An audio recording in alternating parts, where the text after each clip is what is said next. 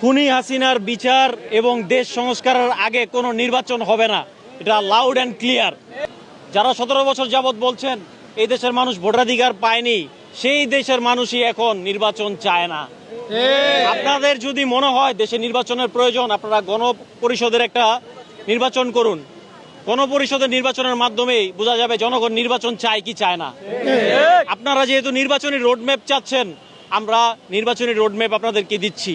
যদি এগুলো বাস্তবায়ন করতে পারেন, আপনারা নির্বাচন আসুন, আমাদের কোনো সমস্যা নেই।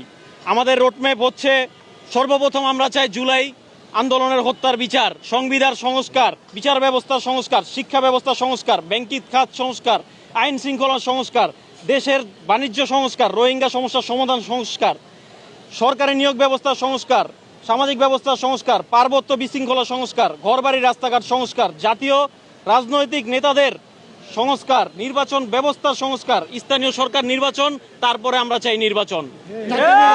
যারা আমাদেরকে বলছেন যে ভয় দেখাতে পারবেন, খুনি হাসিনাই আমাদেরকে কোনো ভয় দেখাতে পারেননি।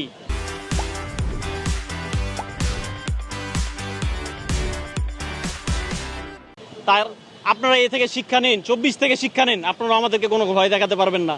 ডক্টর ইউনূসের উদ্দেশ্যে একটা কথা বলতে চাই। Doctor Yunus, you will be the winner if you make every loser turn into winner. আমরা নারায়ণগঞ্জ সর্বপ্রথম ডাক দিয়েছি মার্চ ফর ইউনূসের। আশা করি ইনশাআল্লাহ বাকি 63 জেলাও মার্চ ফর ইউনূসের ডাক দিবে। সারা দেশের জনগণ একত্রিত হবে। আমরা চাই দেশের আগে সংস্কার, তারপর নির্বাচন। নাম মেনশন করতে চাচ্ছি না।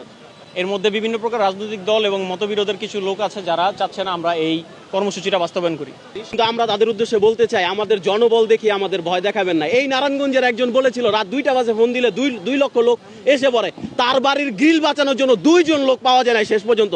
তাই এই ছাত্র জনতাকে আপনারা লোকবল দিয়ে ভয় দেখায়েন না।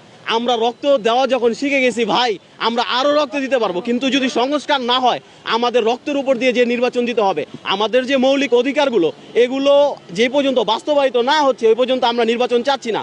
আপনারা বলেছেন না যে গত 16 বছর আপনারা রোজা রাখছেন, ইফতার করবেন এই দিয়া, আপনাদের নির্বাচন দিয়া।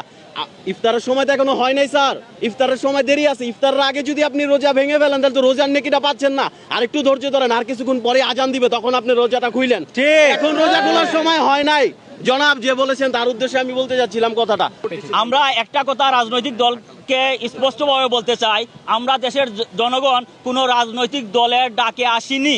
এর আগে রাজনৈতিক দলগুলো অনেক নির্বাচন অনেকগুলা করছে, কিন্তু শেখ হাসিনাকে সরাতে পারিনি। যখন আমরা দেশের সাধারণ মানুষ আসছি, একটা স্বপ্ন নিয়ে আসছি, একটা দেশ গড়ার জন্য আসছি, কোনো রাজনৈতিক দলের জন্য আসি নাই। তাই আমি রাজনৈতিক দলগুলোকে স্পষ্টভাবে বলতে চাই, অনেক রাজনৈতিক দল বলেছিল যে আমরা অনেক বড় রাজনৈতিক দল, আমাদের কেউ কিছু করতে পারবে না। আপনারাও বলতেছেন আমরা অনেক পুরাতন দল, আমাদের কেউ কিছু করতে পারবে না। কিন্তু সেটা ভাববেন না, দেশের জনগণের উপর কেউ নাই, আর আমরা হচ্ছি সেই জনগণ। আমাদের একটাই দাবি, আগে সংস্কার পরে নির্বাচন। আমাদের সংস্কারের আগে কোনো নির্বাচন আমরা হতে দিব না এই দেশে।